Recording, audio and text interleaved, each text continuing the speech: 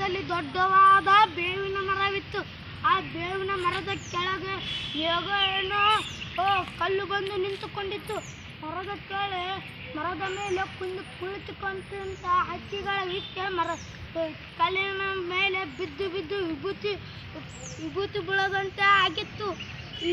ಹಾಗಾಗಿ ಇದನ್ನು ಅಮ್ಮನ ಮರ, ಅಮ್ಮನ ಕಲ್ಲು ಎಂದು ಕರೆಯುತ್ತಿದ್ದರು.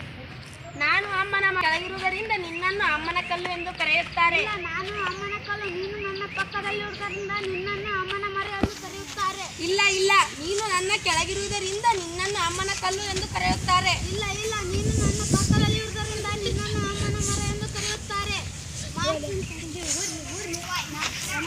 ನಾಳೆ ಕಡಿಸೋರಿಂದ ಕಡಿಸಿ ನೇಗಿಲನ್ನು ಚಕ್ರ ಮಾಡಬಹುದು.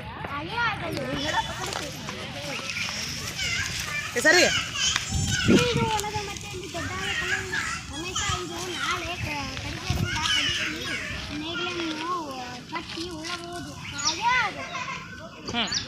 ಕಲ್ಲು ನನ್ನಿಂದ ದೂರ ಇದ್ದರೆ ಕಲ್ಲನ್ನು ನಾಶ ಮಾಡಿಬಿಡುತ್ತಾರೆ.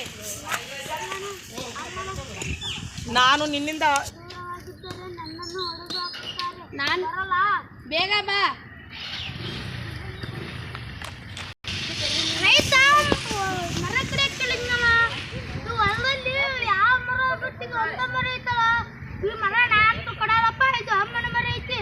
ಅಮ್ಮನ ಕೋಪ ತಾಳುವುದಿಲ್ಲ. ರೈತ ಕಲ್ಲು ಹೊಡೆಯುತ್ತಾ ಇದ್ನಲ್ಲ, ಈ ಹೊಲದಲ್ಲಿ ಕಲ್ಲು ಬಿಟ್ಟು ಯಾವ ಕಲ್ಲು ಇಲ್ಲ. ಇದು ಅಮ್ಮನ ಕಲ್ಲು. ಈ ಕಲ್ಲನ್ನು ನಾನು ಹೊಡೆಯುವುದಿಲ್ಲ. ಇದು ದೇವರ ಕಲ್ಲು. ನಿನ್ನಿಂದಲೇ ನಾನು ಉಳಿದೆ. ಇನ್ನು ಮೇಲಿಂದ ನಾಯಿಬ್ಬರು ಜಗಳ ಆಡಬೇಡ. ನಾಯಿಬ್ಬರು ಸ್ನೇಹಿತರಾಗಿರೋಣ. ಮತ್ತು ಕಲ್ಲು ಈ ಕಂಟಕದಿಂದ ಹೇಗೋ ಪಾರಾದವು. ಈಗ ಎರಡೂ ಸಹ ಸ್ನೇಹಿತರಾದವು.